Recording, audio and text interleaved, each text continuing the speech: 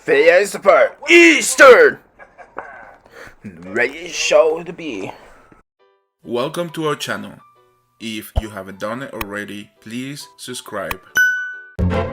Phineas and Ferb, the Easter Extravaganza. Well, we're off to the antique store for our annual Easter Sale-a-Palooza, Phineas and Ferb's dad said as he waved goodbye to the boys and their friends. If Candace helps out this morning, can I count on you two for the afternoon shift? He asked his sons. Yes, you can, Phineas said. Good, Candace grumbled. I'm not missing dinner with Jeremy because you are building some Easter mobile. So, what are we going to do today? Asked Isabella. Well, there's always the excitement of the Danville Easter pageant, Baljeet suggested. That thing stinks like yesterday's cheese, Buford complained. It's for little kids. I have an idea, Phineas suggested. Why don't we put on our own high-octane, rock and roll Easter extravaganza in the backyard with music and fireworks and lots of candy? That sounds cool, Baljeet exclaimed. Perry can help us set up, Phineas said. Hey, where is Perry? Perry the platypus, now transformed as Agent P, had just arrived at Doofenshmirtz Evil Incorporated to confront his #1 enemy, Dr. Doofenshmirtz. The evil doctor was waiting for him. Happy Easter, Perry, he cried, pulling the lever. In an instant, the platypus was trapped in a giant Easter basket. Today, I have a very special scheme, Dr. Doofenshmirtz told Perry as he began to put on a bunny costume. I've noticed that everyone seems to really love the Easter bunny. You don't see that rabbit for 364 days of the year, but on this day, you welcome him with open arms. So now, I am going to dress like the Easter bunny to gain access to City Hall and then take over the tri-state area. Meanwhile, Candace was at the antique store waiting for customers to arrive. She couldn't believe she had to spend Easter in a boring store when she could be doing a million better things.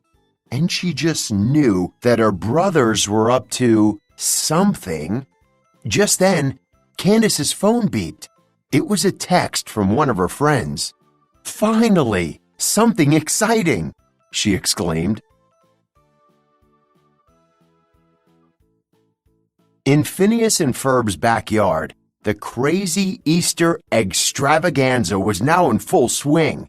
Jeremy and his band rocked the stage while everyone danced and cheered. In your face, Danville Easter pageant, Buford yelled, throwing his hands in the air. A few minutes later, Isabella noticed two young kids who looked sad. They told her they were hoping for an appearance from the Easter bunny.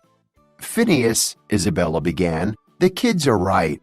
We can't have Easter without a bunny. I agree, Phineas said, and we don't want to disappoint the kids of Danville. Buford volunteered to look for an Easter bunny and left right away. But some of the little kids were losing hope, and they weren't satisfied with the Easter beaver, an idea Baljeet had come up with. I'm sorry, but we can't wait any longer, one of the kids' moms said. We have to go. Just wait a few more minutes, Isabella pleaded. In the center of town, Dr. Doofenshmirtz, now wearing a full bunny suit, was marching proudly towards City Hall. With Perry still trapped, there was nothing that could stop him now. But what he didn't know was that Agent P was determined to escape from his trap. He was not about to let Dr. Doofenshmirtz ruin Easter for everyone. The evil doctor had just reached City Hall when he was suddenly surrounded by tons of kids. Some wanted eggs, others wanted an autograph. One girl wanted to see him hop. I think I underestimated the demands of being a bunny on Easter, Dr. Doofenshmirtz groaned. Meanwhile, hiding in the shadows, Buford was ready to make his own demands of this bunny. At the same time, Candace had just walked into her backyard and couldn't believe her eyes. The crowd, the noise, the weird guy on stilts. OMG, it was totally bust-worthy. But then she spotted Jeremy on stage. Busting would have to wait. Just then, Buford arrived backstage at the festival with the Easter bunny he had found. "Wait for your cue, fuzzball," Buford said. "I'm going to get a snow cone." "I'm trying to be a maniacal leader," Dr. Doofenshmirtz complained. "Not some lame kitty entertainer. I'm out of here." But before he could leave, Agent P dropped from the rafters to stop him. As Dr. Doofenshmirtz and Perry fought behind the curtain, Phineas and Ferb took the stage to introduce a special guest. Suddenly, Candace stormed up to them and held up her phone. "If Jeremy's done playing, then I'm sending Mom a picture of you guys in this crazy festival," she shouted. Just a few feet behind them, Dr. Doofenshmirtz and Perry were still locked in combat. Perry gave him a powerful flying kick, knocking him right into a barrel of a cannon filled with confetti. "Ladies and gentlemen," Phineas announced, "give it up for our very special guest, the Easter Bunny." The cannon fired, spraying the crowd with confetti. The kids cheered as the bunny shot out of the cannon and flew over their heads. Candace, startled by the loud boom of the cannon, stepped back and slipped. She was just snapping a picture to send to her mom when her phone went flying through the air. At the antique shop, Candace's mom had just received a photo from her daughter's phone. It was a picture of Dr. Doofenshmirtz dressed as the Easter Bunny. "Well, it sure looks like Candace is having a good Easter," Mrs. Flynn Fletcher said to her husband. "But our store isn't. I guess there's no reason to stay open without customers." Phineas and Ferb's parents were closing up when Mr. Fletcher spotted a crowd heading toward the store. "We're following the flying Easter Bunny," Phineas told his dad, pointing to the roof. Dr. Doofenshmirtz had just landed there, still in his bunny costume.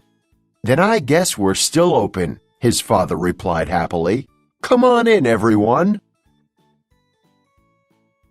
As the crowd headed inside, Perry waddled up to Phineas and Ferb. He had put on an adorable pair of bunny ears.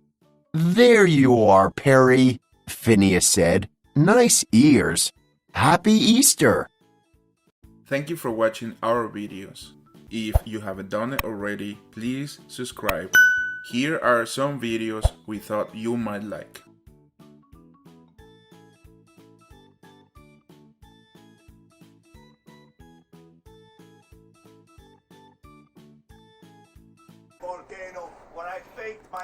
The end!